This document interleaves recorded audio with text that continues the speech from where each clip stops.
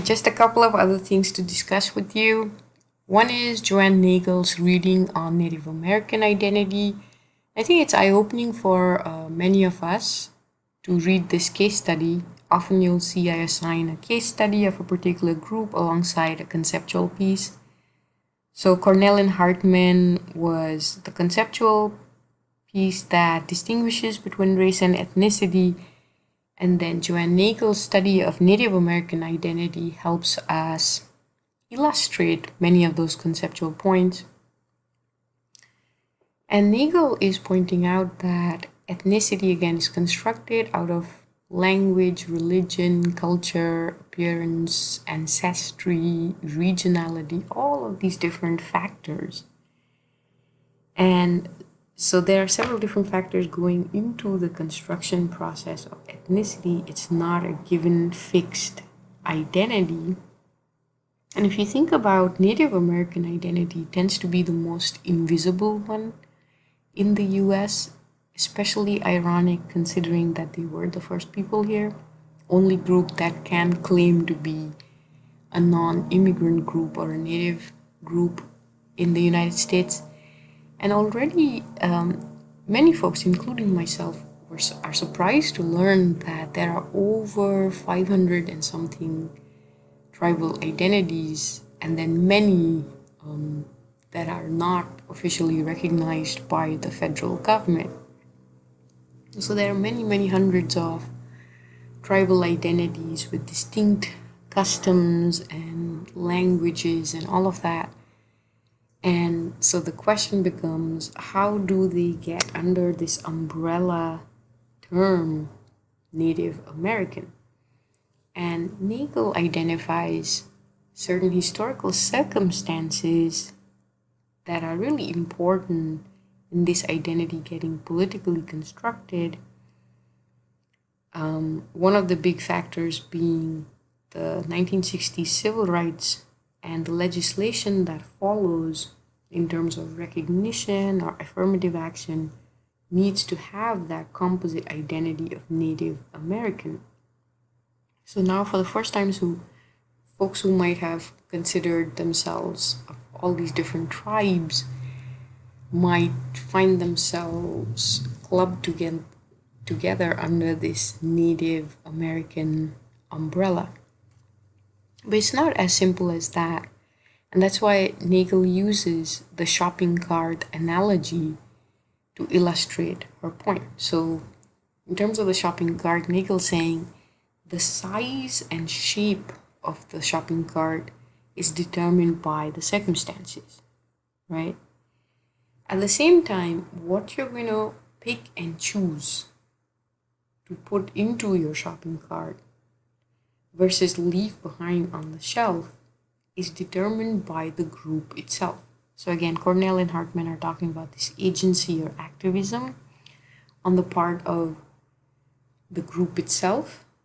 That's the picking and choosing, right? What's going to be the meat of your ethnic identity.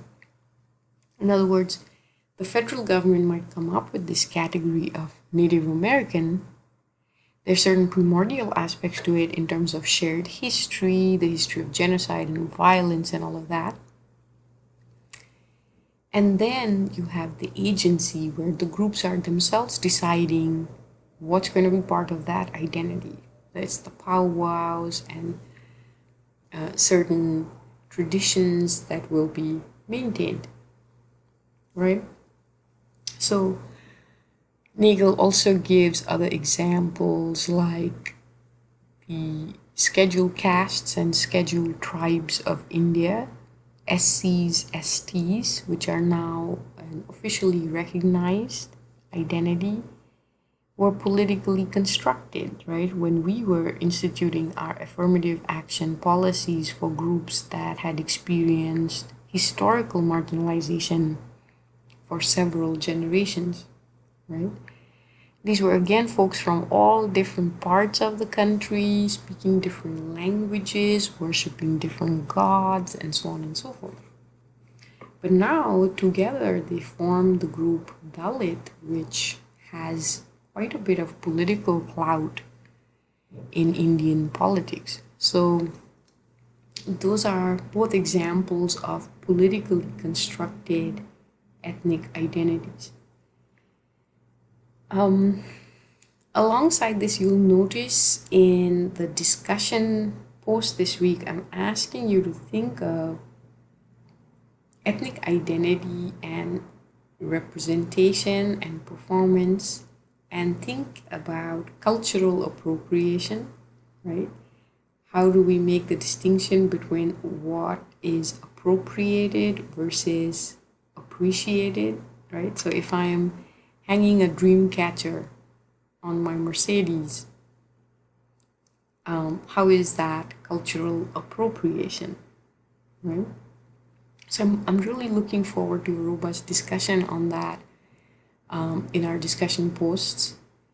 Who has the right to construct if indeed we're claiming that all of these identities are anyways politically constructed? There's nothing innate about it, right?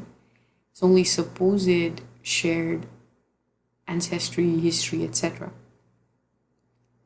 So then who has the right to construct, right? Becomes the question. And of course, as sociologists, we need to look at the role played by power, by exploitation, right?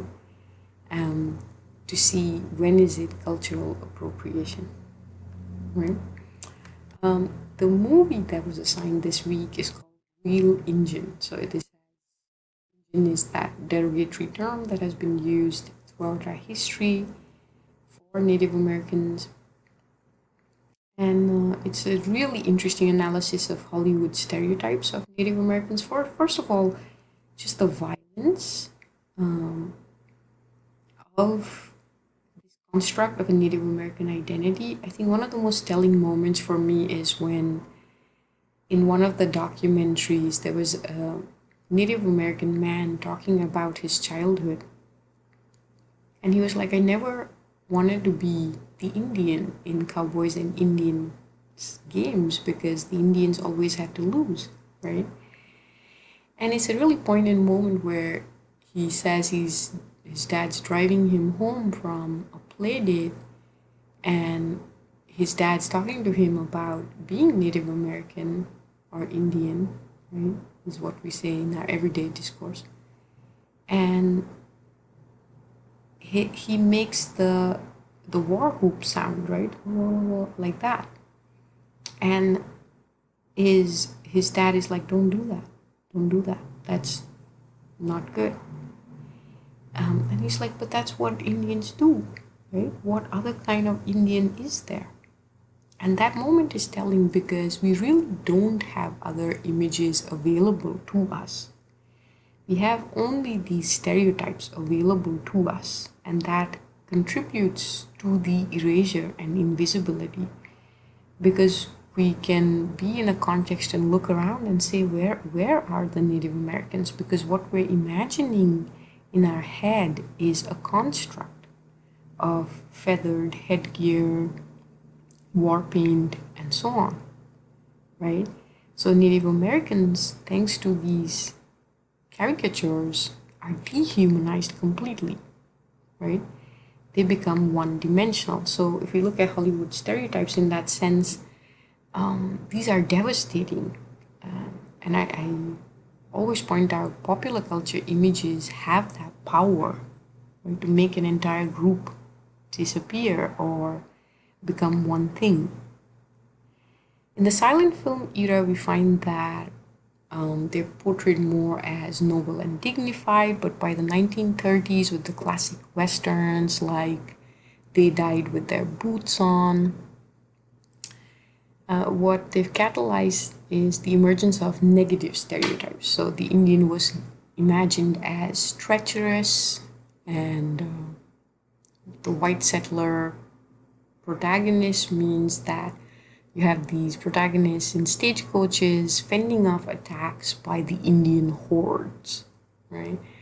So they become very one-dimensional, and moreover, they lose their ability to play Indian roles. So you now have white actors like Burt Lancaster, Charles Bronson, Elvis Presley in Indian roles, sometimes even sprayed with a toning agent to help them look the part. By the 1960s, you have films like Little Big Man, One Flew Over the Cuckoo's Nest, Dances with the Wolves, where you're introducing more complicated depictions of Native people. However, the dominant narrative is still tracking the imperial white heroes and the white saviors, right? Only in more recent times do we see a renaissance in Native cinema with films like Once We Were We Were Warriors, and then Smoke Signals is another one, where they are shown as protagonists, as fully realized human beings. And so Native scholars have pointed out that this is a sustained effort to vanquish Native people through war and violence and to erase or subsume their history, which is why we keep making the case for ethnic studies, right? Because we don't learn the history from a Native American perspective.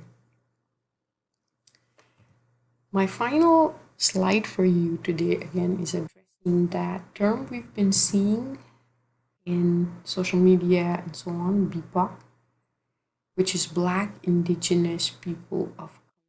I have a couple of images here. One, just to share with you that our own DVC campus has been tagged by white supremacist Patriot Front with this particular poster.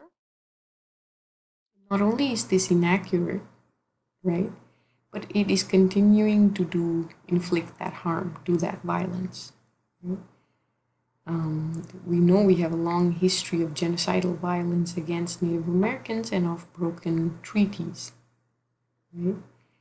Illegal stealing of land, right? And you'll notice in our additional sources, I've linked you to a couple of sources for our local history about how we are built on stolen land from the Ohlone and the Miwok, and also making a case for solidarity. So there is this unique relationship of Indigenous and Black folks and how all our experiences of everyone else, including white folks, get shaped based on that unique historical experience that Indigenous and Black folks have had in the US. And hopefully that becomes a source of solidarity, but also acknowledging that we can't really move forward in our race relations until we acknowledge that history.